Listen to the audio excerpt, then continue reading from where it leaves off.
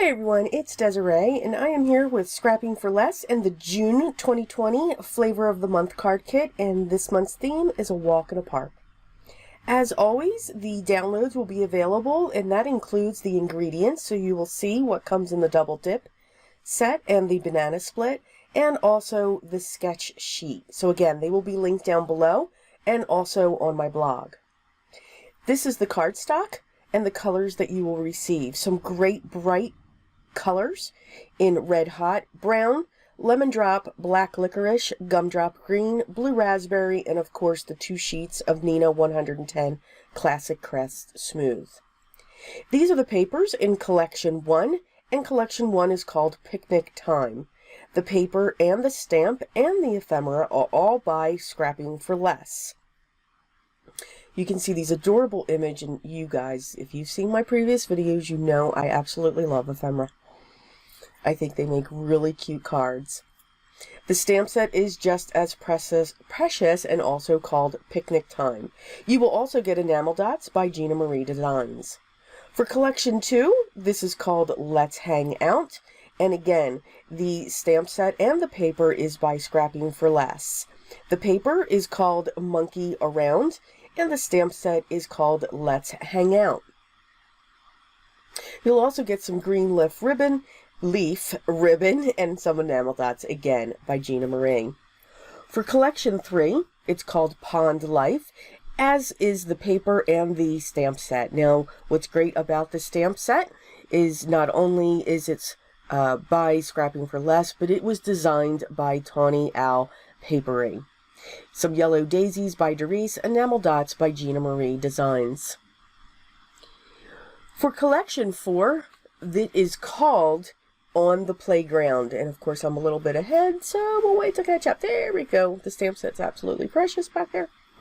Collection 4 is called On the Playground, as is the paper and the stamp set, again by Scrapping for Less. You also get some enamel dots by Gina Marie, sequins by Scrapping for Less, some green twine by Daisies. And that is what it comes in if you have signed up or purchased the double dip ingredients. If you purchase or subscribe to the banana split, you will also see a grass and cloud stencil by Scrapping for Less. You will receive 2 mini bottles of the colors shown there in dandelion yellow and blushing red. Sequins, and something that's not shown is a tag die set that will be included in your kit.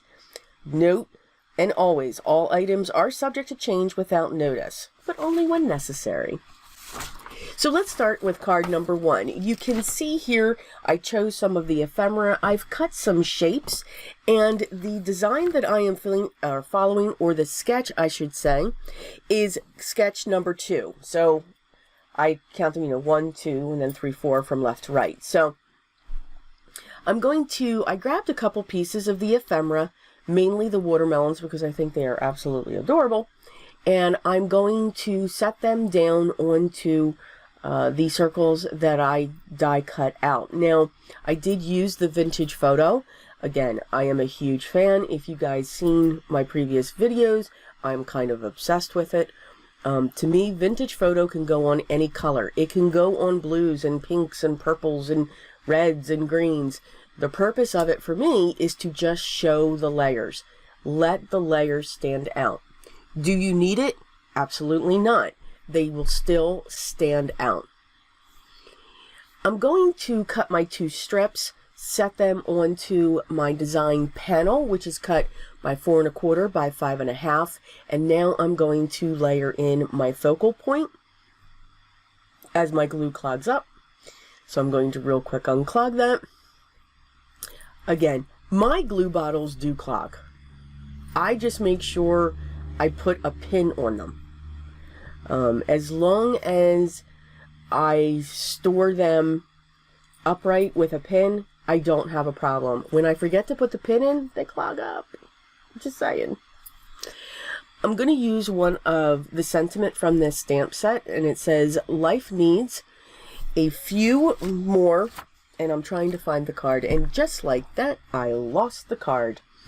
Okay, life needs a few more picnics, and I found the cards. Yep, just knocking things down here.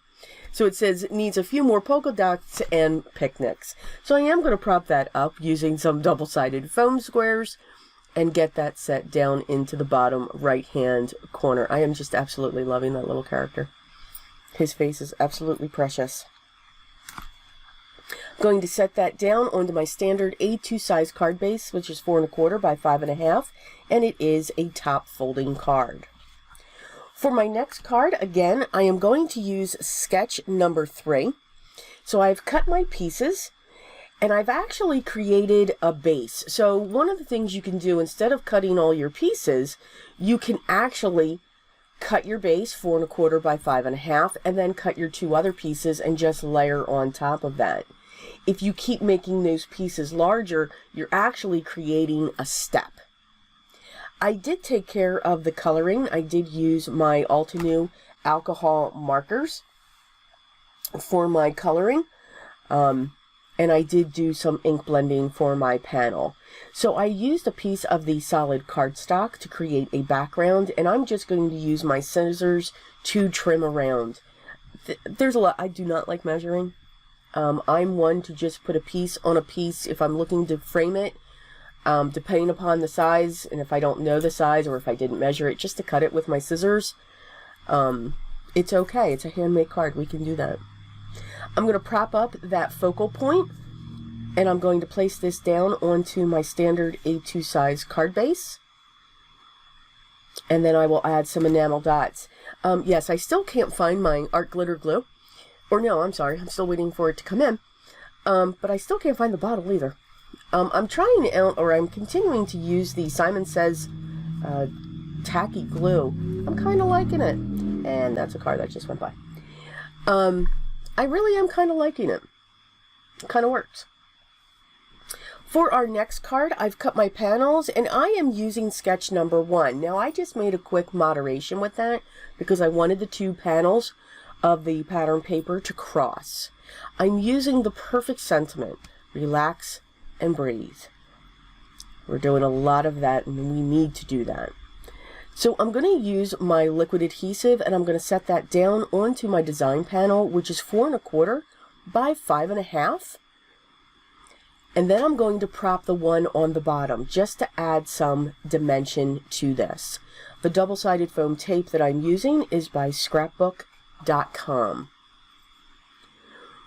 Once that's set, I'm going to add those daisies to the one side of the panel. So I have my sentiment on the left, and I'm going to put all of these daisies onto the right-hand side.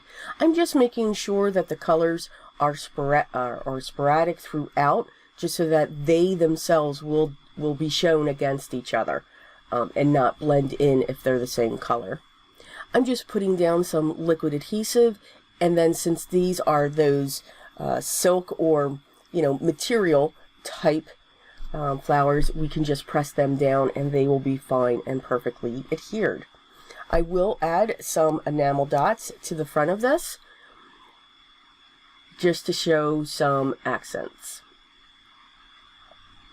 I will glue this down onto my standard A2 size card base, and again, this will also be a top folding card. I love the colors of this paper. Very bright, very bold. So I used the hopscotch. I remember playing hopscotch. Cut that down to 4 1/4 by 5 1/2. I used some of the solid paper to create the panel underneath the sun pattern. And then I created 2 pattern pieces of paper to create the circle. The sketch that I'm using is number 4. For this one, I'm going to prop up both the sun panel and the circle, which will come off of that. But you can see, what I wanted to show here is you can use, for a mat, the solid cardstock. That helps to break out your busy patterns, where there's a lot of pattern on the paper. But you can see I used the clouds and I used the bikes. You can layer those as well and still get the difference to be able to be visual to the eye. So again, it's your choice, When pattern papers are very busy, I do tend to put a thin border around them using a solid cardstock, or I will just come in with my vintage photo. That will just create that breakage in the design. I used the sentiment, smile, the world is your playground. So I thought this was really fitting with all of these papers, with the bikes, the clouds, the hopscotch, and the sun. I just thought it was perfect. Added some more bright colored enamel dots just sporadically around. Placed it on my standard A2 size card base, and you can see I added a bow in the upper right hand corner using the twine that comes in the kit. So now I'm going to play with this stencil. So this stencil is really interesting. It's got clouds, it's got grass going around it, so it's like an all-in-one stencil. It's like our printers, all in one. We can fax, scan, copy, and print.